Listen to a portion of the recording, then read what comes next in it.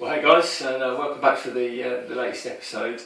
Apologies for not putting one out sooner, but I've been really busy, and to be honest, too busy to run the actual project and do all the shooting for it. So unfortunately, that's good for me, bad for you, I guess. But this episode, what I'm going to do is focus on my round table. It's a commercially made one which I purchased, and it could do with just a few little tweaks. I've been using it a little while, as you can probably see with all the dust on it. And I've found a couple of things I think I can improve on, so let me zoom in and I'll show you what I mean. Okay, so here's the round table, and the two areas I'm going to look at are firstly the fine height adjuster. Now this slots in the insert plate there, and it is fantastic for very small micro adjustments. The only issue I have with it is if I want to drop or raise the cutter to quite quickly to change it from underneath, or to do a big distances, it takes forever to turn this. So what I want to do is to make up some kind of crank handle, so I've got a bigger sweep and it raises and lowers much faster. This is brilliant for tiny adjustments. It just gets a little bit laborious at 0.5 millimetre increments to drop it the 90mm travel that I've got. The other area I'm going to look at is this mitre gauge. If I'm completely honest, I've got a thing about mitre gauges. Not their use or their safety or anything like that, because they're brilliant, but it doesn't matter whether it's a router table, a table saw, a band saw, or any other piece of equipment. The problem is always the same. You get a lot of wobble, which then translates to inaccuracies in joints and then in projects. So we want to sort that play out, and maybe even put some kind of timber fence on there with a splelch block to stop the tear out over the cutters. So that's what I'm going to be looking at.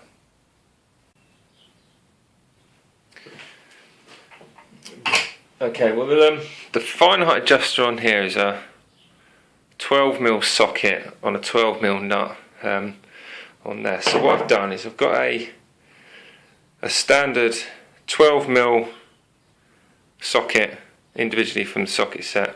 I've put a coach bolt through here and ground off the edge to hex, because the head size is slightly lower and it gives a little bit more meat on the nut.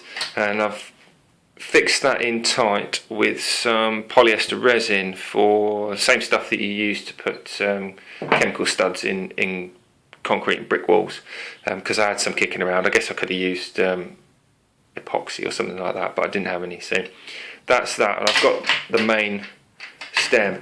Now the problem I've got now is to join that to a piece of board, and I don't actually know how well that's going to work, because obviously that's round. I'm trying to spin around a round hole, but I think if I can get it tight enough with some washers and a wing nut, it'll be tight enough to put on a flat piece to turn. But we'll see. Fingers crossed. Okay, well, I was a little bit nervous, to be honest, about using the round section. It would have been better maybe to use a square piece of bar that fitted on the original square socket, or maybe even a socket thing itself. But I haven't got one, and I didn't want to go and get one, so I've got some bolts. I've done that. But what I've done is I've actually drilled, this is a 6mm M6 thread. I've drilled a 5mm hole in this piece of scrap ply, and basically threaded it with the bar and got it on there nice and tight, and then just done this wing nut up for now. And actually it does work quite well. It's moving up and it's moving down, so one of those directions is going to undo that. I think I will use a nice piece of timber, same 5mm hole, and then work out a little windy handle. I'll probably use a nylock bolt as well, and a more suitably fitted washer. But at the moment, it's looking pretty good. Okay, well, I had a nice long piece of this oak. It's just under 1/4 inch thick. It's just an offcut of something. So what I've done is I've cut 2 small pieces off and laminated them together, just to use as a substitute for this this piece of ply, and while that's set inside to dry, I'm going to use the time to strip all the bits and bobs off this mitre gauge bar and get it ready to drill out for the grub screws.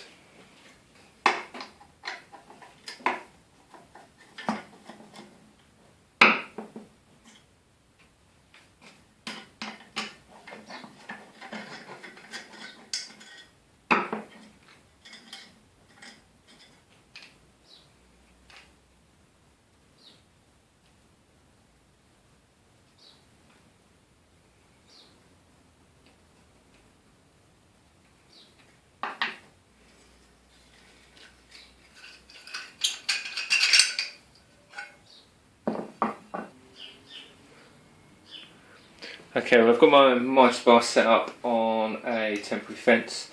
You see I've also already got some grub screws in here. I'm going to put another one in the end here to stop it flapping around just as it goes in, just to make sure. I'm going to rock it out with a small pilot bit, and then I'm going to bring it a little bit bigger before tapping it with a 3 tap.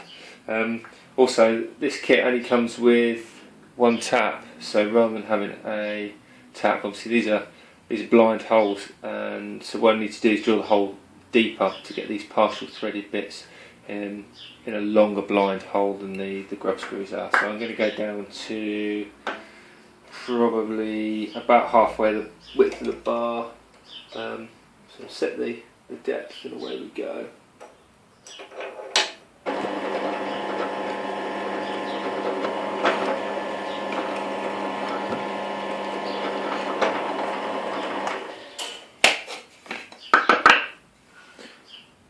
Okay, so I've got a fairly deep blind hole in there.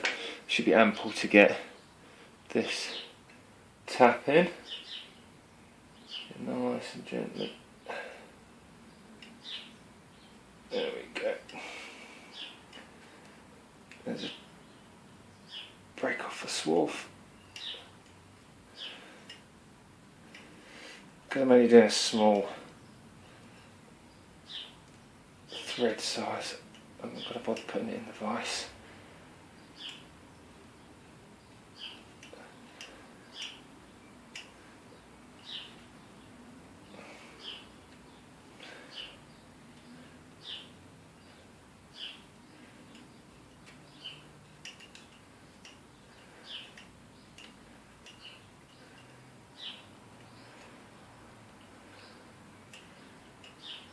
Quite soft aluminium as well, so it doesn't need to be.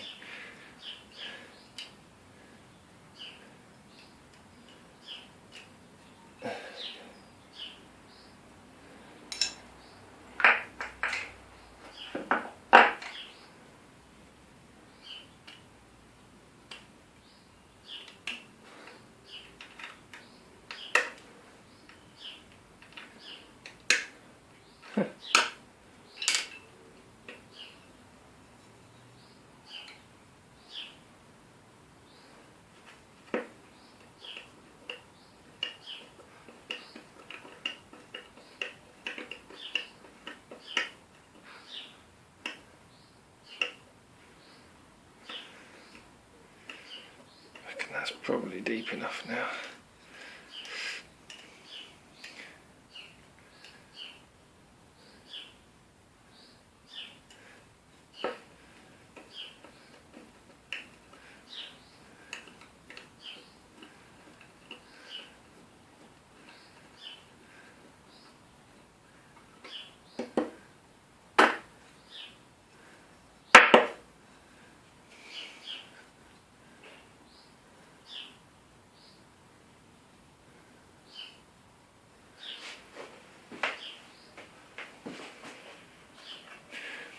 Pretty typical. I actually broke this Allen key earlier.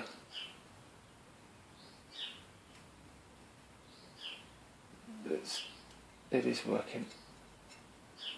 And what I'll do is I'll take this chuck out and put it in, use it as a pin vise.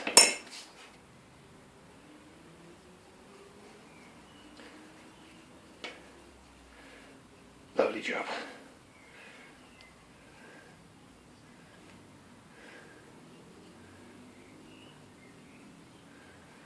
One's in there nice. Just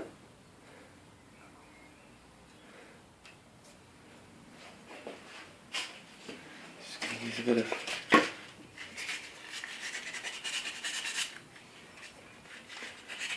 .400 grit paper just to take this, just the burrs off the lip of the hole where it's gone in.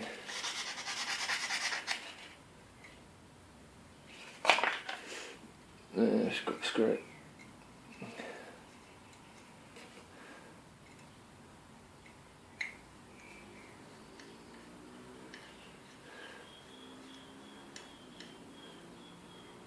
I can actually sink these below the surface, so as the bar wears, if it wears, on the slot, you can just pull these out to keep the tension. So just going to sort these grub screws out and get it all lined up.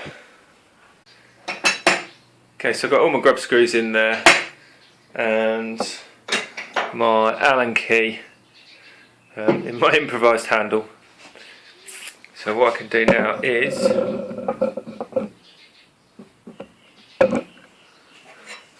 just by sliding the bar in, you can see the play. Let's just wind this out, quarter of a turn, does it fit? Yeah. Quarter turn, does it fit? No. So I'm just going to play backwards and forwards. And that's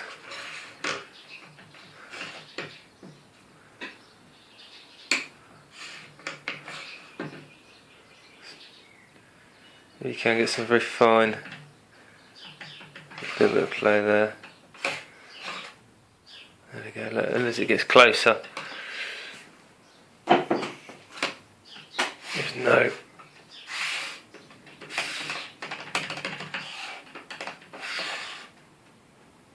play at all. So happy with that. Now I can fix all these bits back on, reset off the marks, and we can get on with the windy handle. Okay, well, I've just spent a little bit of time with the mechanism on, and if you listen really carefully, there's just a tiny, thou of an inch there, and it runs nice and smooth. Big improvement on how it was, and I just spent a little bit of time just adjusting the 3 stops and getting it lined up so it's square onto the table, because this track is obviously parallel to the edge and therefore square to the cutter. So yeah, just a timber batten to go across there, and happy days. Okay, well, while I'm over at the brands, the pillar drill, I've rough cut out the 2 bits of oak that I laminated together from a windy handle. Just drilled a 4mm hole. I put a 5mm hole in this one for the main part, and then the handle. And then I can just smooth that over all the discs out. So just change those out.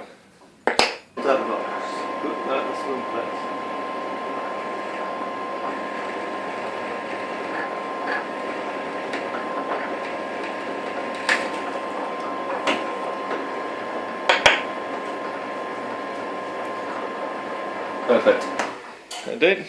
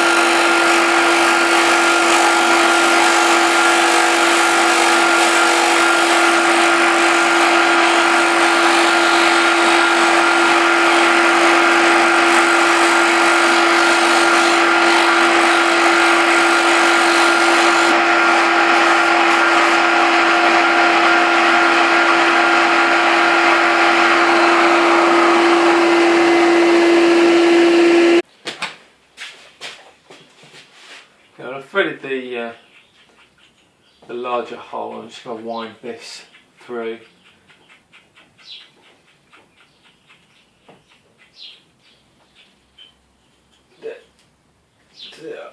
Finger tight. I need to find a better washer than that, but this is what I've got at the moment, and it'll do the job. I think I might shorten this bolt as well, but as long as there's plenty on there just to keep that. I quite like the wing nut that I'll be able to tighten up if this loosens off over time. I can crank that up, or maybe a nylock. We'll see how it works, see how it get on, but it fits on there quite nicely in it. Let's do that. So I found this little oak, I think it's a cupboard door handle actually, that should fit in there nicely. And I'm going to put some scrap bands so I don't wreck my table. I haven't got any thread lock, so I'm just going to use some cyno and hope that there's enough surface area on these. This is quite a long bolt in there. If I'm getting out of here, this bolt's coming to its end. Maybe I'll get some thread lock instead of some more cyno.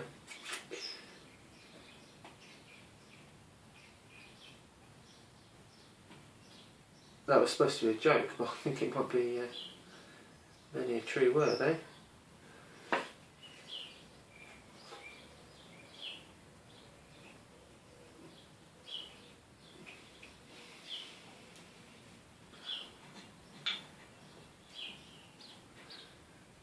There we go.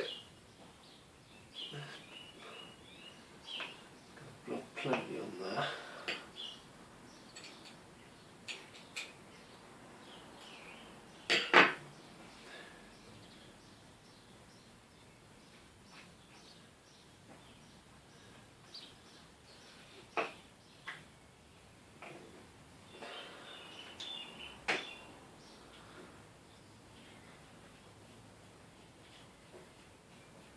What I don't want to do is have those two surfaces meet. I think if they do, there should be enough.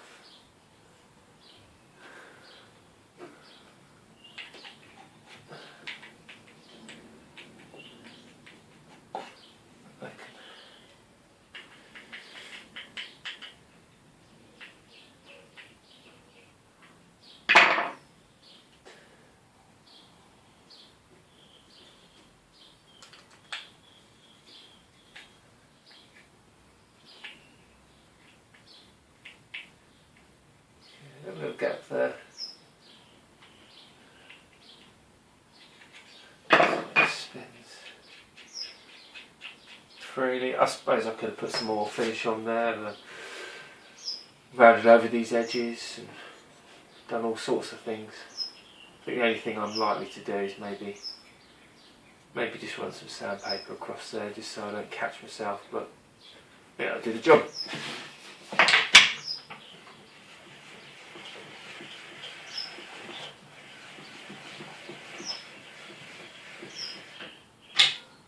Sure do.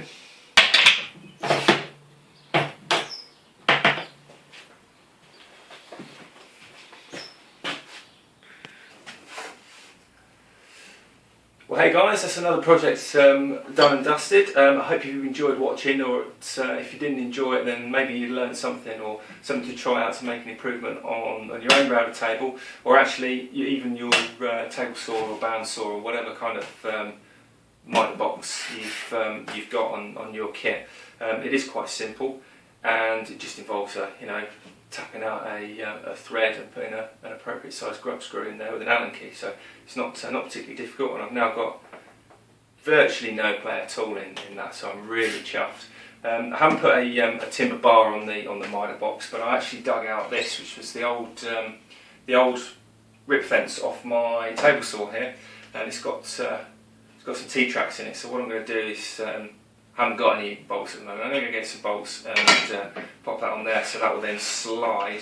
I've also got the option then to put a stop block or something on the top there, and I can just as easily put a timber piece in front, so that should work out fine later on, particularly if I've got to got to do a coat cut on some long rails, stiles or something like that. So that I'm over the moon with that, if I'm honest.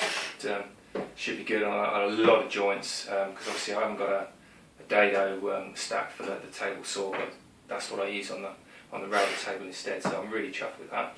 Also, you probably find with the crank handle there's a slight modification to the last time you saw it. Just decided to put some extra blocks in here to just to raise this sweep bar out, so if the cutter does come up, it hits, it can come up above the insert plate a lot better. And I also counterbored the screw, so I figured I'm probably going to hit it at some point in the future, and I'd rather hit it with wood than damage an expensive cutter on a cheap little screw like that. So I also put a finish on it and rounded over the edges, but only because I had to finish out for some other projects. So hope you've enjoyed what you've seen, or at least learned something, as I said. And don't forget to subscribe if you do enjoy the videos, and I hope to put some stuff out later on. You can also follow me on Facebook and also on Keek, where I tend to post little bits and bobs throughout the week between projects, and you can see the projects coming along generally as they mature. So hope to see you again next time.